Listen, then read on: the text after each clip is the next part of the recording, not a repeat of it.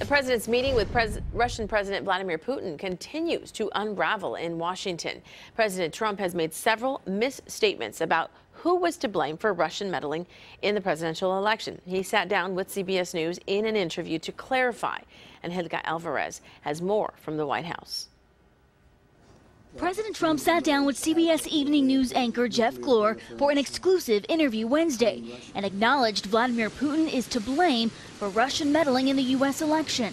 You haven't condemned Putin specifically. Do you hold him personally responsible? Well, I would, because he's in charge of the country, just like I consider myself to be responsible for things that happen in this country. So certainly, as the leader of a country, you would have to hold him responsible, yes. This morning, President Trump tweeted that the Russia summit was a success and called the media the real enemy of the people.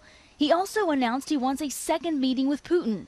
The details of the president's one-on-one meeting have not been made public, but Democrats are trying to subpoena the interpreter who was in the room to find out what was said. Wednesday, the White House confirmed one of the topics discussed was an idea to let Russia interrogate former U.S. Ambassador Michael McFaul in exchange for letting the U.S. talk to 12 Russian officers indicted by special counsel Robert Mueller. There was some conversation about it, but there wasn't a commitment made on behalf of the United States, and the president will work with his team, and we'll let you know if there's an announcement on that front. But there has been almost universal opposition to turning over an American citizen for Russia to interrogate. There's no way I would turn over a former diplomat to Russia for investigation and for conversation on that. They were acting in their official duties. We need to continue to be able to stand by our folks. State Department spokeswoman Heather Nauert called the idea absolutely absurd.